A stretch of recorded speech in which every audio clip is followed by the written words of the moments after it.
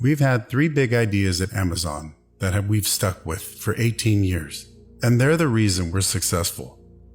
Put the customer first, invent, and be patient. If you're competitor-focused, you have to wait until there is a competitor doing something. Being customer-focused allows you to be more pioneering. You can have the best technology, you can have the best business model, but if the storytelling isn't amazing, it won't matter. Nobody will watch. All businesses need to be young forever is your customer base ages with you. Your Woolworths. In the old world, you devoted 30% of your time to building a great service and 70% of your time to shouting at it. In the new world, that inverts. There are 2 kinds of companies, those that work that try to charge more and those that work to charge less. We will be the second. We are stubborn on vision. We are flexible on deals. If you only do things where you know the answer in advance, your company goes away. If you're long-term oriented, customer interests and shareholder interests are aligned. A company shouldn't get addicted to being shiny, because shiny doesn't last.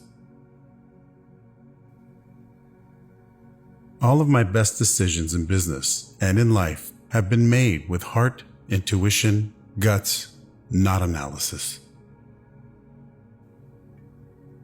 Sometimes we measure things and see that in the short term, they actually hurt sales, and we do it anyway. We are comfortable planting seeds and waiting for them to grow into trees. There are 2 ways to extend a business. Take inventory of what you are good at and extend out from your skills, or determine what your customers need and work backwards, even if it requires learning new skills. Friends congratulate me after quarterly earnings announcement and say, "Good job, great quarter." And I'll say, "Thank you, but that quarter was baked 3 years ago."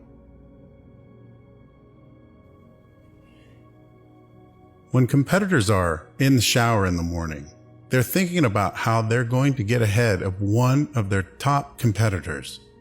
Here in the shower, we're thinking about how we are going to invent something on behalf of a customer. Failure and invention are inseparable twins. To invent, you have to experiment. And if you know in advance that it's not going to work, it's not an experiment. I think frugality drives innovation, just like other constraints do. One of the only ways to get out of the tight box is to invent your way out. There'll always be serendipity involved in discovery. You have to be willing to be misunderstood if you're going to innovate. If you double the number of experiments you do per year, you're going to double your inventiveness.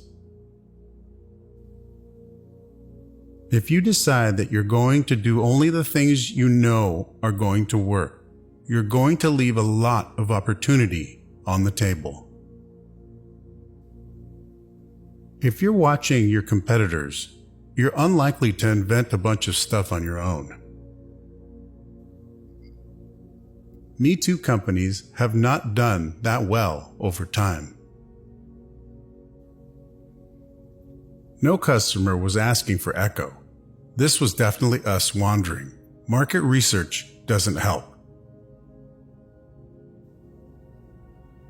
Development of the Fire Phone and Echo was started around the same time. While the Fire Phone was a failure, we were able to take our learnings as well as the developers and accelerate our efforts building Echo and Alexa.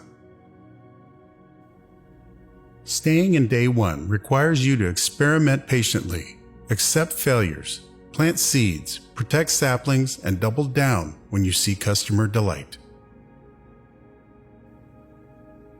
Most decisions should probably be made with somewhere around 70% of the information you wish you had.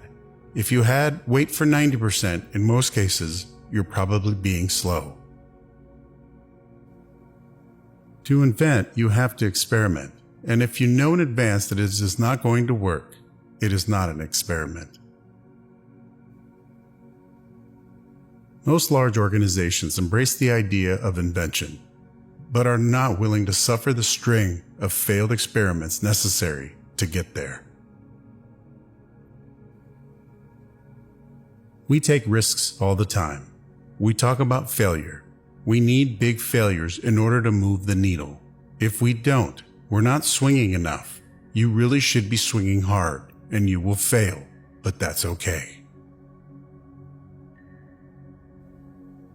We all know that if you swing for the fences, you're going to strike out a lot, but you're also going to hit some home runs. If you're not flexible, you'll pound your head against the wall and you won't see a different solution to a problem you're trying to solve. If you never want to be criticized, for goodness sakes, don't do anything new. Companies are rarely criticized for the things that they failed to try, but they are, many times, criticized for the things they tried and failed at. As a company grows, everything needs to scale, including the size of your failed experiments. If the size of your failures isn't growing, you're not going to be inventing at a size that can actually move the needle. Amazon will be experimenting at the right scale for a company our size if we occasionally have multi-billion-dollar failures. When you think about the things that you will regret when you're 80, they're almost always the things that you did not do. They're acts of omission. Very rarely are you going to regret something that you did that failed and did not work or whatever. You can have a job, or you can have a career, or you can have a calling. If you can somehow figure out how to have a calling, you have hit the jackpot, because that's the big deal. If you can make a decision without analysis, you should do so. But it turns out in life that most important decisions are always made with instinct and intuition, taste, heart. Where you're going to spend your time and your energy is one of the most important decisions you get to make in life.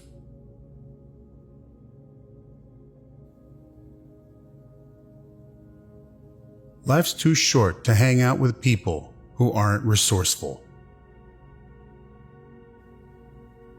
In the end, we are our choices. Build yourself a great story. Cleverness is a gift. Kindness is a choice. Gifts are easy. They're given after all. Choices can be hard. If I have 3 good decisions a day, that's enough. They should be just as high quality as I can make them. The best customer service is if the customer doesn't need to call you, doesn't need to talk to you. It just works. We don't focus on the optics of next quarter. We focus on what is going to be good for the customer. Great innovations, large and small, are happening every day at Amazon on behalf of customers.